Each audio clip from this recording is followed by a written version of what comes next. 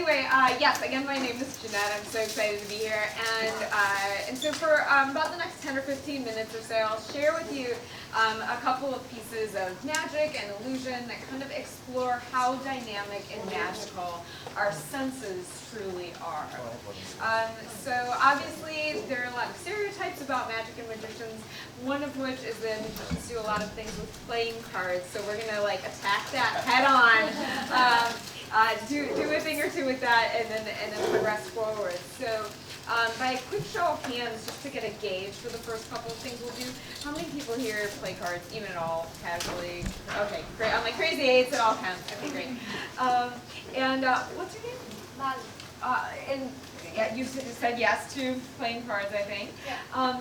So I'm actually going to put you in charge of creating sort of the first invisible image for us to focus on.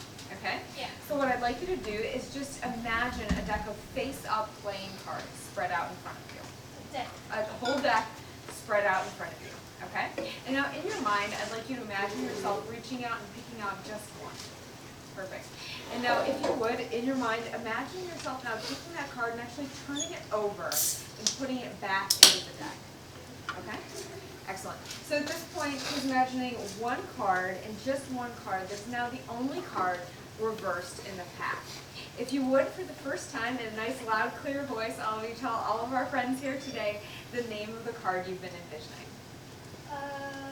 Hearts? 7. Oh, 7 of Hearts. Okay, great. This is a very interesting choice, and here's why. We've had this deck of cards sitting here since you all came in. And if we go ahead and start to spread through all of our cards, we do see that there is one, and only one reversed, and it's her 7. Oh my God.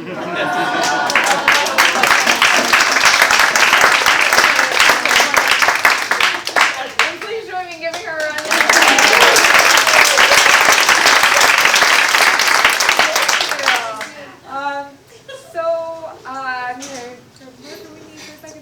Now, obviously, we do think of magicians doing a lot of things with cards. We'll do one more little experiment here. I would love to have somebody come and join me. And I'm happy to say there are so many really unfamiliar faces, which is great. Let's see, somebody who I have not had the pleasure of meeting yet. What's your name? Jason, would you please join me? Let's give Jason a welcome. Here for the sake of symmetry in my mind. So Jason, many people have a favorite playing card. Mine happens to be the 4 of Hearts. If you had to pick one, maybe not the 7 of Hearts, but what might you say? Well, it's another 7 of the Go for it. Yeah. Yeah. 7 of spades. 7 of spades. Okay, great. Because we will go ahead and use his 7 of spades for what we are about to do next.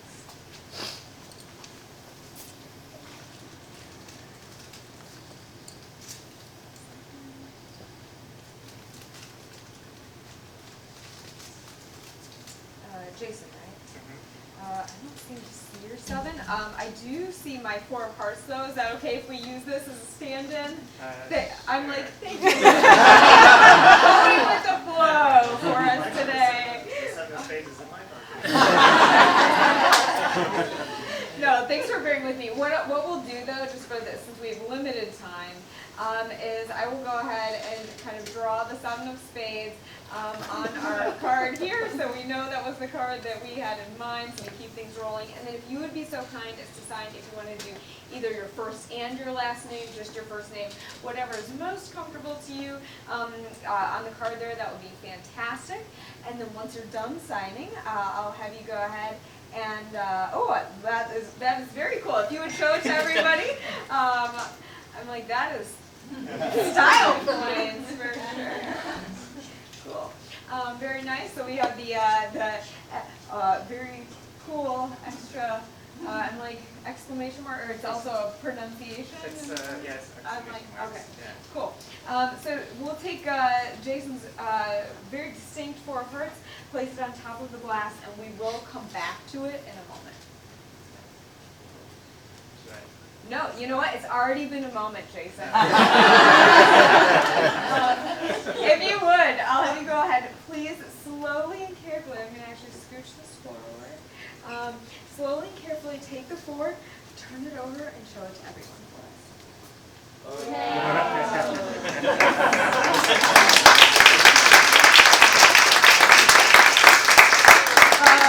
So at least we did find his missing 7 of spades, but I know for somebody like me, it does make me wonder about the 4. So what I'll have you do is just set that down on the table anywhere you like, and then I'll kind of mirror you with your right hand. I'll have you carefully lift up the stem of the glass for me. Yep, whatever you... And with your other hand, lift up the lid of that little box.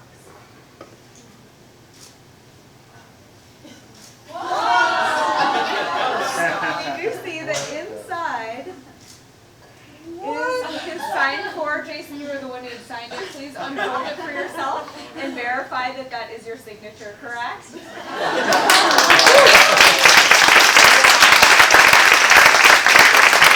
you, that is yours. Round of applause for Jason.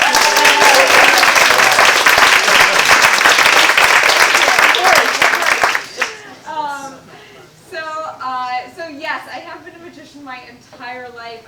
This year is actually going to be year number 25, and that's my reaction too. Is like, oh my god. And I'm very, very grateful to say this is my full-time job. It's actually the only job I've ever had.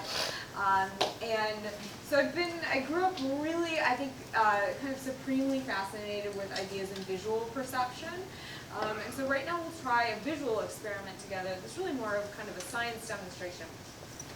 So everybody should have had a little card that looks like this on your chairs or tables. If you need one, let us know, because otherwise we'll get one to you. Dave's got them rolling around.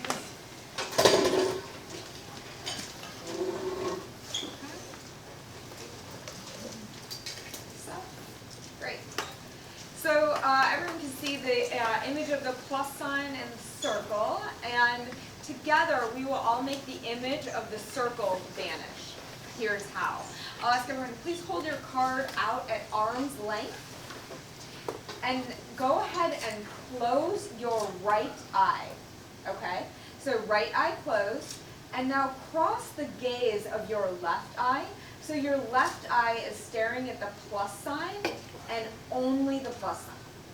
And now as you continue to stare at the plus sign, very slowly bring the paper straight towards your face as you stare at the plus sign, and at a certain point the circle should vanish. When it does, you can stop. And if you'd like to make it reappear, just move the paper further or closer from your face. Did we all get it? Yeah. Yeah? So this is an experiment that I truly love. I think it's so indicative of so many things that we all experience, which is how truly malleable and our perceptions really are, and how there really are these loopholes within especially our visual perception. So what we've all done is find what's kind of lovingly known as your blind spot. This is where your optic nerve is situated in your eye. I'm like, you look like you can explain this better than I can, which would be awesome. But yeah, so obviously you're not really seeing anything with that portion of your eye, but your brain is filling in the missing part of the image. So I think it does beg the question about how often we're perhaps not really perceiving things that are directly in front of us, or perhaps we're not seeing something that's even there at all. So I have one more piece to share with you that sort of plays off of this concept, and I will preface it with a little story first, which is in fact my favorite story about vaudeville hypnotists. Everybody has a favorite story about vaudeville hypnotists. Jason? No. Just me? Oh, jeez. So basically the story in a nutshell is this. That really at the heyday of vaudeville, especially in the circuits that were passing through Chicago, there were so many people who were doing a lot of kind of mind reading and hypnotism type acts that they were really, really struggling to find ways to make what they were doing stand out in some way. And so one such thing that they were trying to do was claim that via the powers of hypnosis, they would imbue someone in the audience with almost supernatural seeming abilities. So, as you can imagine, this got a lot of attention, it got a lot of press, and it sold a lot of tickets. So this was one such demonstration that they would do, is they would invite a woman from the audience to join them on stage and tell her that they would put her in this sort of hypnotic state whereby she would have a heightened sense of intuition. They would do that and then show her a small tray that had on it a red apple and a green apple. She would be told that in a moment she would be given a slice of just one of the two apples and would be asked to determine, without seeing it, which apple she thought she would be given a slice from.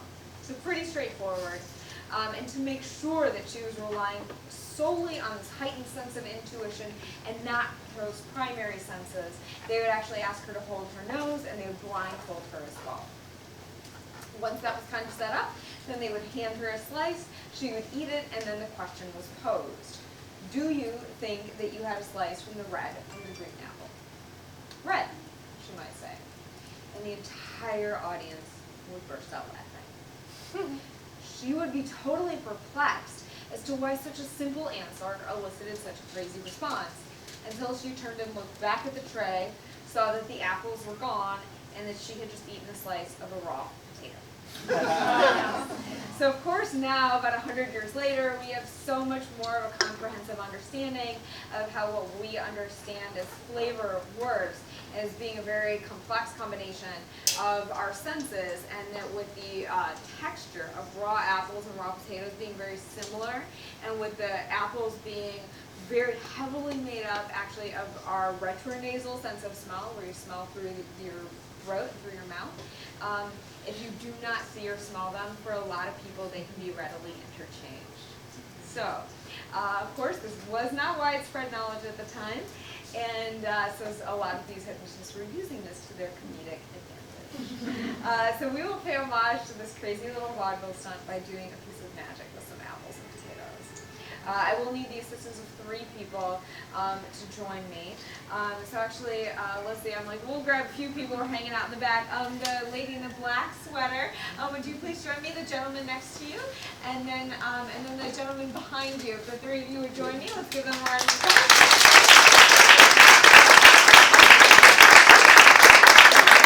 And everyone has the name tags, which is so helpful. Stephen, is that right? Yes. Oh, and your name? Oh, no, go for it. Petia, you stand next to him. Yep, kind of in between. And then your name? Andrew. Andrew, I'll have you actually stand on this side over here. We're like a weird Addams family. Petia, I'm going to have you be in charge of our basket of apples and potatoes. I'll you hang on to that. Thank you. And then for each of the gentlemen, I have a paper bag. So you hold one hand on the bottom and hold it open with the other. Same thing for you, Stephen. One hand on the bottom, hold it open with the other. Thank you. So like I mentioned, I do both apples and potatoes. So I'm going to go ahead and take them out in sets. So we're getting one of each at a time. Thank you. And here we have another set, 1 apple, 1 potato. And another set here, 1 apple, 1 potato. And another set, 1 of each. And another set here, 1 apple, 1 potato. And another set here, 1 of each.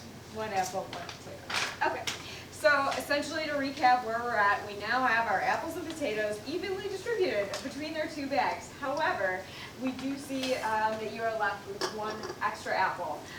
The choice is up to you. Which bag would you like our extra apple to head into? Okay, this is a random trivia fact, but about 25% of the volume of an apple is air. This is why apples float in water, as opposed to many other fruits that do not. So one could make the argument that perhaps apples are just a touch more invisible than other fruits. It's a stretch, I know. So we are actually going to start with our extra apple over here in your bag, Andrew. And I'll have you hang tight on that basket. We'll kind of put this idea to the test. So let's take a peek. All right, so if we look, we have a set, 1 apple, 1 potato, and another set here, 1 apple, 1 potato. And another set, 1 apple, 1 potato. Another set, 1 apple, 1 potato.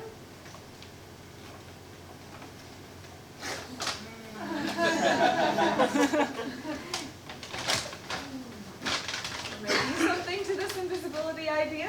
I'm going to step in between you two if you don't mind.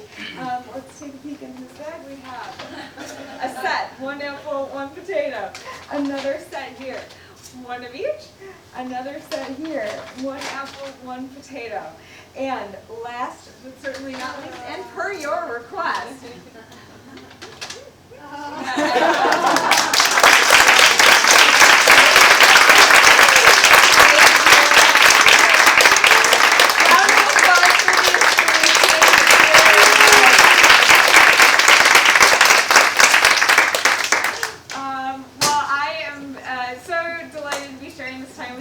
I'm happy to have shared a couple of pieces of my performance repertoire with you.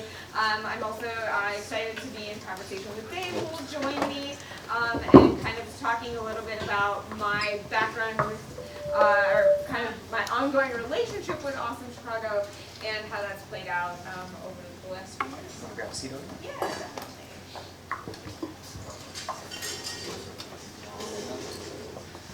So let's start off talking about how we ended up meeting each other. How did you come to hear about the Awesome Foundation and apply for a grant with us? Yeah, so I found out about Awesome through the internet, as I think many people do, and it was one of the first grants that I even applied for, and the project that I got my Awesome grant for was, I was doing a performance titled Thresholds, which was, it's illusions for each of the 5 senses that occur in 5 different spaces throughout a venue, and was originally designed for museums. And I had the opportunity come up to do this performance at the Museum of Contemporary Art here in Chicago. And so I was ecstatic because most of my kind of life's project has been trying to recontextualize magic within sort of the art world and a museum space. And I've been very, very pointedly trying to do that since I was about 16. And so when I finally got the opportunity to do that, I was going, oh my gosh, I need to throw every resource imaginable behind this to make it as good as I humanly can. And I knew that there was going to need to be some money poured into that. So started applying for grants, and that's how I found Awesome. And then upon receipt of that grant, that was the first grant that I ever received. So it holds a very special place in my heart. So you had the opportunity to do this and then started applying for grants. Was this a project, like, how would it have been different if you hadn't gotten the grant? Is this a thing like would have happened anyway, and maybe just not to the same level, or would you have just like had to figure out more how to get the cash just to make it happen? Yeah, so the project was already going to happen, but the scale of it would have really had to change. I mean, like, as an artist, I have had to get super crafty on doing a lot of stuff with basically no money. So with $1,000, I was like,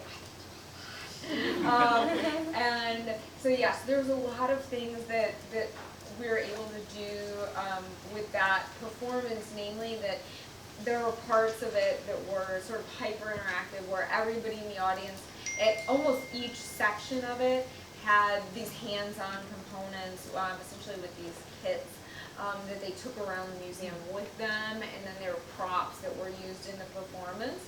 And so those were very, they were pricey and time-consuming to create. So like things like that were sort of the things that made the performance really engaging, that I don't know if I would have been able to do. And a lot of just, again, like the scale and the level of like, being able to engage people, I don't know what would happen. Were there any sort of lasting effects from the grant, like on the grant on its own, like lasting effects that had stayed with you, or was that like here's the one-time performance and then you've moved on? Oh, I mean, I can say without a shadow of a doubt, that single performance is basically what changed my life. Like without question, because I was trying so hard to pour all of these resources into it and make it as good as I can, or as good as I could.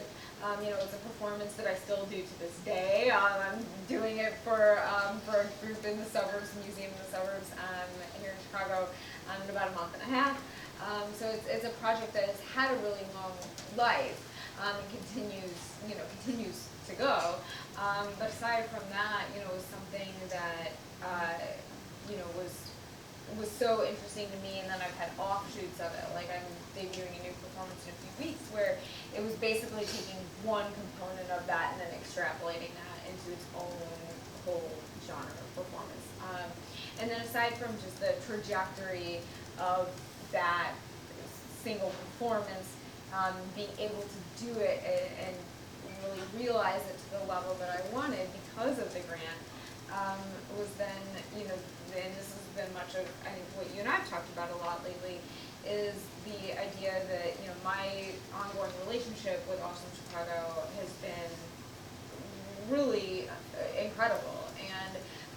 And that's one of the things that Awesome Foundation in general prides itself in giving no strings attached grants, but it's kind of a lie, right? Like we have no official strings attached. Like to get the grant, you don't have to agree to do anything else. But a lot of times after we've given the grant, the folks that are the trustees, the folks like we've been talking about this weekend that want to build their community to be more awesome, want to be able to be a part of that and participate in that. So a lot of the trustees that are here now were at the performance. Mm-hmm. You can see in pictures of the That's what performance I was gonna say. A lot of I'm like you are in the front of many of the pictures. And Alex here somewhere is a part of it as well. Yeah. So what do you think about, was the no strings attached part of the grant application, did that appeal to you in any way? Oh, yeah. I mean, it did insofar as that, for myself, looking at, now, that was 4 years ago. And, I've done so many grant applications since. But I mean, the first time I did a different grant, I swear, I feel like I didn't leave my house for like 2 weeks. I'm not joking. And, with the amount of, these very detailed budgets and these very involved, massive lists of references and all of this stuff, so detailed. And so for me, of course, my relatively skeptical nature, or very skeptical, I looked at it and I was like, huh? I only have to fill out this handful of fields and this is it? This can't even be right, And so I felt like this simplicity of the process was massively appealing, and I do feel like the sense of the informality of it, I think, did sort of breed almost this sense of and the folks in Chicago, we all have become friends and hang out, and I see you guys, but I think it's So it's like the secret nature of the no strings attached. We don't attach any strings in the process, formal strings, but... Well, right, and I was going to say, I would venture to say, from people I've chatted with so far here, and just looking at everybody here, and everybody in the Chicago chapter, and probably most of you here are just genuinely cool people that I would want to be friends with. I cannot say that of every group, and so so I think with a lot of things, and I was like, oh, you are a great group of people, and it's just very cool, So I think then to me, honestly, and I hadn't even told you this, but honestly, when you all showed up at that performance, I was shocked. I was like, oh my God, wow. And I was I felt like the level of support and sort of generosity of spirit that I felt was so palpable. And, and then, the ongoing, I'm you've been to more of my performances, and I can't believe you're not sick of me. But I think, just feeling that and on social media have been really great about sharing different press about stuff I'm doing, and I feel like there is this much more just organic type of Okay. thing of like, okay, here's what Jeanette's doing, and like we'll send out a tweet about it or show up at a show that you're doing or whatever, where I'm just like, wow. And then that sort of, I know like I have talk up awesome all the time to a bunch of people, you know, and so I feel like it's that very just informal, like, Okay. very, We had some panels of grantees here yesterday who all had very nice things to say about us as well. Do you have anything not nice to say about us? well, no, Because like one of the things that like we'd like to be able to do is figure out ways that we could be better at what we're trying to do. So is there like any part of your experience that you felt like other grants that you get maybe potentially are doing better than what the Awesome Foundation would do, or? No, not really. I mean, I think, again, like, I think to me, the idea, you know, kind of how streamlined it is, I think is very beneficial, and I think, you know, I think I feel like just in terms of the overall process, not so much. Yeah, I mean, one of the interesting things that we were talking about also prior is I had a wonderful experience of being a guest trustee last year. So I got to see both sides of the process, which to me was really fascinating because I've never reviewed grant proposals before. And I think one of the only things that we were talking about was like if there was any sort of, not even qualifiers, but like ways to get like some more specificity from the information minorly. That would just be So more in the helpful applications, to you. that you saw, like because I- it's just a 5-question form, there's Well, I some folks felt who like, yeah. have filled out applications before maybe and know what they're doing, and there are some who potentially like Yeah, this I is, mean, to me, and I was a little surprised on that, where I felt like the, you know, essentially the spectrum of what I saw, you know, where I was like, oh wow, you know, this is clearly either somebody extremely young who has never done this before, or whatever, as opposed to other people where you're like, oh, you're like borderline a professional grant writer, you know, and seeing those levels. And so I think there was like just one or two times where things came up where I was like, oh, I have questions about implementation of certain things that would be helpful to know, that I can't even recall, but Yeah. that was my only thought. yeah, and that's part of But I think not- that we struggle with as well, yeah, right? Like not so too we're much really extra. right, like we're really proud of the Right, short and simple form, I but we agree. also want to empower folks who are new to applying grants, who are applying for their first grants to be able to get information. And I know in some of the sessions we've talked about here, I think Sydney had talked about having a great example grant, like up on their websites to share. Oh, that's a to be great able- idea. That's a really good idea. Yeah. I think we might be keeping folks from pizza. I do not want to be responsible for that, yeah. Yeah. So Dave, you've attended several of her performances. Have you figured it out yet? Yeah. So, I'll answer for you. No. well, And, and that's not really what Seeing Magic is about. No, I'm just. Rather, like Seeing Magic is about like being shocked and surprised, and like obviously there's a way Jeanette is doing what she's doing, but knowing what the trick is doesn't make it better, right? Like being tricked is the fun. Yeah.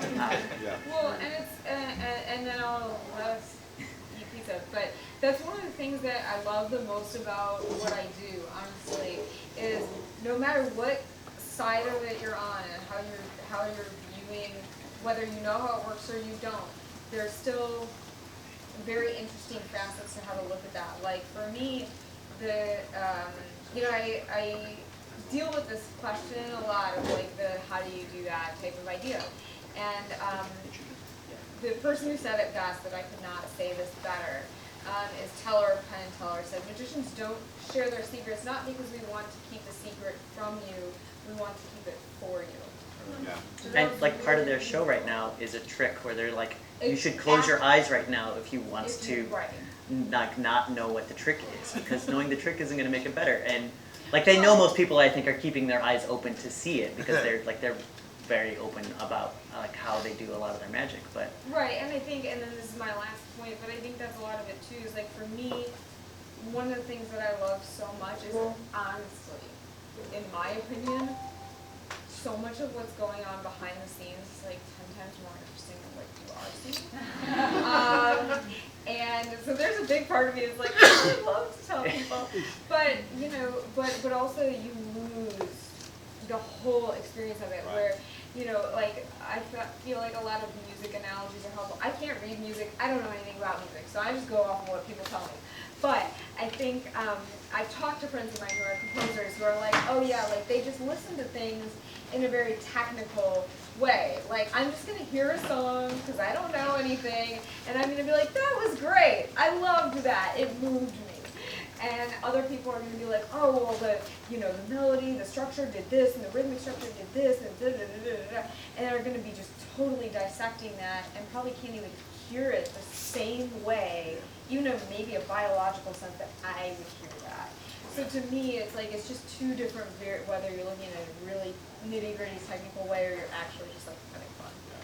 Strongly agree. Both are valid, but they're No, just different. no, I totally agree. Yeah. And one of the things that I was thinking about earlier is like I think part of the thing that made it easier for Chicago Awesome to like develop a relationship with you is the art that you're doing is much more participatory than what a lot of folks are. Like a handful of folks from here got to come up and participate. When you came, you showed us a trick or two when you were getting the grant as well. Like none of that was expected. So I think the participatory nature of your art might have helped with that. Is that mesh with what you think, or? Yeah, definitely. I mean, I've tried to have what I do be extremely participatory, be really broadly inclusive, and you know, to really that sits very much at the forefront of what I do, and trying to sort of democratize the process of magic. We think of magic as something that's very kind of historically egocentric, as you know, somebody.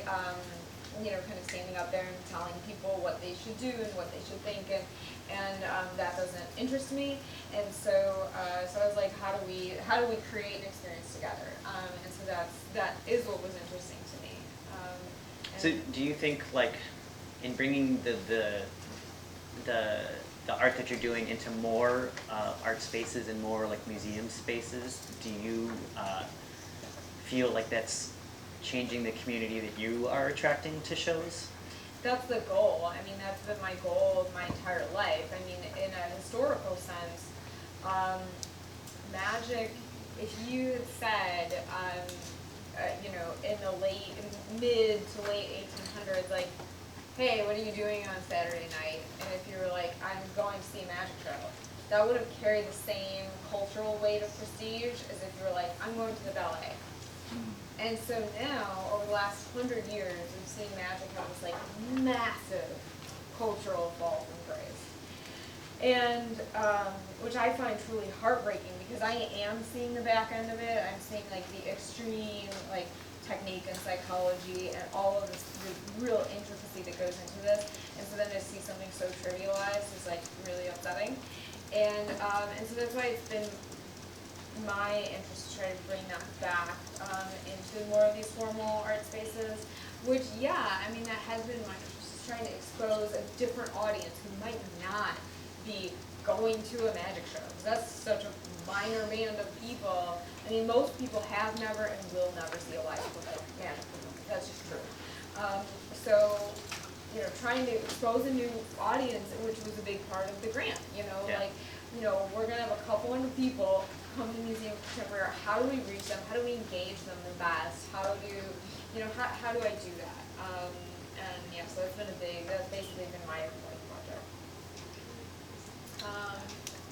Peg.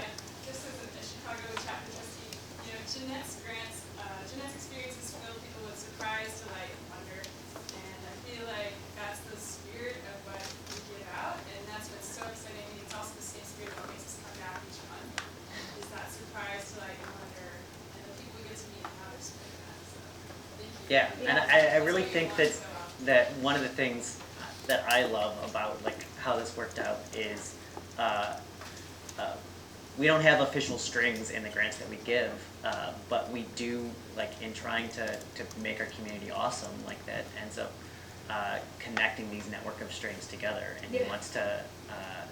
we wants to be a part of that. Yeah, and I'm going to close with one little anecdote, which is when I went and got the grant at the grant meeting, I think it's Molly that makes the envelopes, right? Yeah. Okay, so in the Chicago chapter, Molly hand makes these envelopes that the cash goes in. Have you all talked about this yet? No. All right. Oh, good. Well, I'm glad I'm bringing this up then. Okay, so she, the one that I got was like a normal envelope, but then had on it like stamped in a different, like it was each letter was hand stamped. Awesome, Chicago. And that's what the money, the cash came to me in. And I have this, I live in an outrageously tiny apartment. And so I have a section about this big on my wall that has like a couple things of sentimental importance to me on it. And at the second I got home, that envelope went up on my wall. And it's there. Thank you for coming out and sharing some magic with us and talking to us Thank about your you. grant. Thank you all so much for building your communities and giving people like me the support. It's so appreciated. Thank you guys.